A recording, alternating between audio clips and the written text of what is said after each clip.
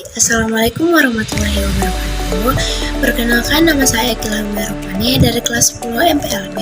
Di sini, saya akan menjelaskan tentang manajemen perkantoran. Apa sih yang dimaksud dengan manajemen perkantoran? Ada dua hal yang harus kamu pahami dalam mempelajari manajemen perkantoran, yaitu hakikat kantor dan hakikat manajemen perkantoran. Setiap perusahaan pasti memiliki kantornya sendiri untuk tempat karyawannya bekerja. Area kantor biasanya berada di pusat bisnis karena aktivitas yang dilakukan seperti peniagaan dan administrasi suatu perusahaan. Kegiatan-kegiatan yang ada di kantor antara lain mencatat, membuat dokumen, dan mengadakan pertemuan. Oleh sebab itu, kantor menjadi hal penting untuk manajemen perkantoran. Nah, ada pun unsur-unsur kantor seperti sumber daya manusia, gedung, dan peralatan. Adapun ciri-ciri kantor. Kantor memiliki ciri-ciri tertentu yang dapat membedakan dengan tempat lainnya, yaitu membantu bagian administrasi atau tata usaha dalam mencapai efisiensi pekerjaan dan target yang ingin dicapai. Membantu pimpinan dalam merumuskan, melaksanakan, dan mengendalikan suatu pekerjaan, serta menyederhanakan sistem manajemen untuk mencapai efisiensi kerja. Sebagai alat yang dapat menyambungkan pikiran pimpinan dengan para karyawannya. Fungsi-fungsi kantor yaitu kantor memiliki peranan penting dalam mencapai tujuan organisasi atau perusahaan. Yang pertama, menerima informasi. Yang kedua, merekam dan menyimpan informasi. Yang ketiga, mengatur informasi. Yang keempat, memberi informasi. Dan yang kelima, melindungi aset. Adapun jenis-jenis pekerjaan, yang pertama mencatat, yang kedua mengumpulkan dan menghitung, yang ketiga mengelola, dan yang keempat mengadakan dan mendistribusikan, yang kelima melakukan komunikasi, dan yang keenam menyimpan hakikat. Adapun jenis-jenis pekerjaan, yang pertama mencatat, yang kedua mengumpulkan dan menghitung, yang ketiga mengolah, yang keempat mengadakan dan mendistribusikan, yang kelima melakukan komunikasi dan yang keenam menyimpan. Hakikat perkantoran. Manajemen perkantoran merupakan suatu proses serangkaian kegiatan seperti perencanaan, pengorganisasian, pengarahan, serta pengendalian ataupun pengawasan terhadap sumber daya yang dilakukan untuk menentukan dan mencapai tujuan secara efektif dan efisien. Manajemen perkantoran dilakukan sebagai upaya pengarahan kegiatan ketatausahaan akan terus secara menyeluruh. Asas-asas manajemen perkantoran, yang pertama, asas sentralisasi, yang kedua, asas desentralisasi, dan yang ketiga, asas dekonsentralisasi atau gabungan.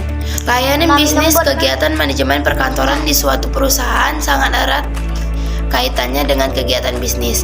Bisnis dilakukan agar perusahaan dapat memperoleh keuntungan. Bisnis merupakan suatu aktivitas atau pekerjaan yang memberikan keuntungan pada seseorang.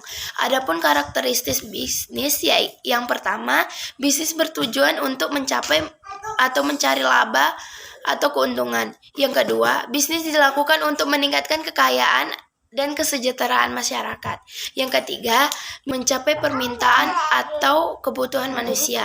Yang keempat, memproduksi, memelihara, dan menjual barang dan jasa kepada konsumen. Yang kelima, bisnis menciptakan permintaan atau kebutuhan manusia. Yang keempat, memproduksi, memelihara, dan menjual barang dan jasa kepada konsumen. Yang kelima, bisnis memiliki kemungkinan untuk mengalami kerugian.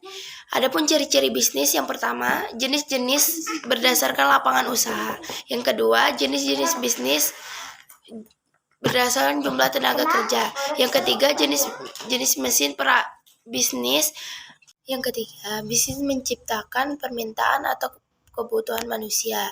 Yang keempat, bisnis memproduksi dan menjual barang dan jasa kepada konsumen. Yang kelima, bisnis memiliki kemungkinan untuk mengalami kerugian.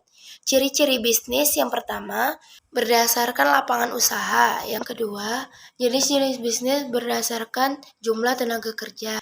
Yang ketiga, jenis-jenis bisnis berdasarkan kepemilikan modal. Yang keempat, jenis-jenis bisnis berdasarkan bentuk umumnya. Yang kelima, jenis-jenis bisnis berdasarkan motifnya. Adapun pengertian bisnis yaitu merupakan suatu proses pemberian pelayanan kepada pelanggan yang bersifat materi maupun non-materi untuk memenuhi kepuasan pelanggan tersebut. Adapun jenis-jenis layanan bisnis, yang pertama layanan pelanggan berjalan, yang kedua layanan pelanggan melalui telepon atau email, yang ketiga layanan pelanggan melalui live chat, yang keempat layanan pelanggan mandiri atau self-service, yang kelima layanan pelanggan melalui komunikasi dan forum. Adapun pengertian proses bisnis. Proses bisnis adalah aktivitas yang terukur dan terstruktur untuk memproduksi output tertentu dalam kalangan pelanggan tertentu. Adapun tahapan-tahapan proses bisnis, yang pertama analisis kegiatan bisnis, yang kedua menentukan proses bisnis, yang ketiga pelaksanaan proses bisnis, yang keempat evaluasi proses bisnis.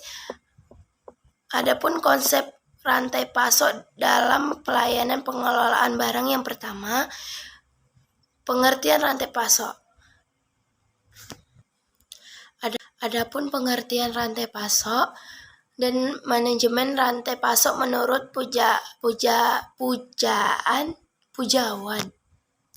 Pengertian rantai pasok dan manajemen rantai pasok menurut Pujawan dan Hendrawati 2010. Rantai pasok adalah jaringan perusahaan yang dapat bersama-sama bekerja untuk menciptakan penghantaran suatu produk ke tangan pemakai akhir atau end user. Adapun ciri-ciri manajemen rantai pasok yang baik ialah keandalan, yang kedua ketanggapan, yang ketiga ketangkasan, yang keempat efisiensi, dan yang kelima produktivitas aset. Nah, sekarang kita masuk materi terakhir, yaitu konsep 5R dalam manajemen perkantoran dan layanan bisnis. Nah, sekarang kita masuk ke materi terakhir, yaitu konsep 3K dan 5R. Standar 3K perkantoran terdiri atas standar keselamatan kerja, standar kesehatan kerja, standar kesehatan lingkungan kerja perkantoran, dan standar ergonomi perkantoran.